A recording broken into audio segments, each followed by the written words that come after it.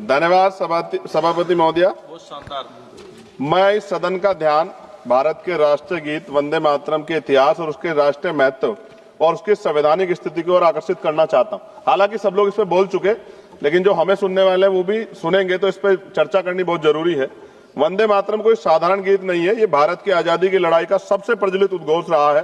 प्रख्यात बांग्ला लेखक बंकिम चंद्र चटर्जी ने इसे वर्ष 1875 में लिखा था और 1905 में जब लॉर्ड कर्जन ने बंगाल विभाजन की घोषणा की, तब यह गीत ब्रिटिश शासन के विरुद्ध जन प्रतिरोध का गूंज बन गया। ब्रिटिश पुलिस जब भारतीयों की आवाज दबाने के लिए लाठी चलाती थी, गोलियां दागती, तब हमारे क्रांतिकारी नायक नायिकाएं वंदे मातरम गर्जना से आसमान गुजा देते थे।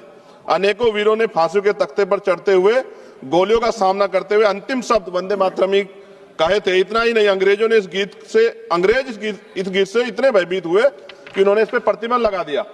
सभापति महोदय, साल 1937 में जब राष्ट्रगान तय करने का प्रश्न उठा तो इसके लिए एक समिति बनाई गई। तो साल 1937 में बनी वह 3 सदस्यीय समिति, जिसमें नेहरू जी, नेताजी सुभाष चंद्र बोस और गुरुदेव रविंद्रनाथ टैगोर जैसे महानायक शामिल थे।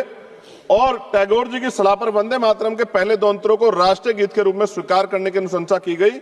इस अनुशंसा को संविधान सभा ने 24 जनवरी 1950 को पूर्ण सहमति से राष्ट्रीय गीत का दर्जा प्रदान किया।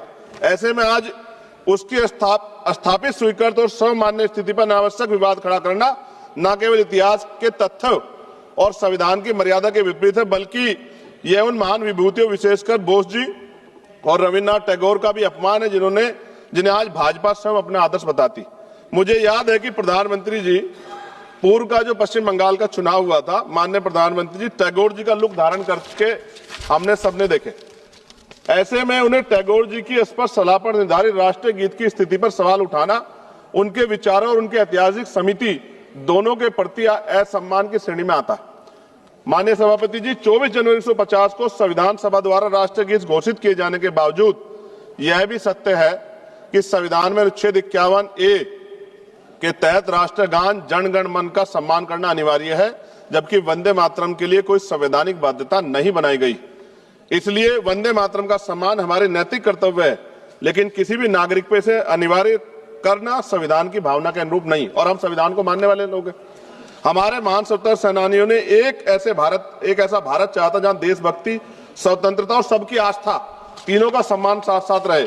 वंदे मातरम इस देश की आत्मा में बसता है, परंतु देशभक्ति को किसी एक नारे, एक गीत या एक प्रतीक तक सीमित करना भी उचित नहीं। हमारा भारत संविधान, विविधता और स्वतंत्रता पर विश्वास करने वाला है। इसी संदर्भ में मैं संविधान निर्माता परम पूज्य डॉक्टर बाबा साहब अम्बेडकर की एक अमर पंक्ति कोट करना चाहता हूं।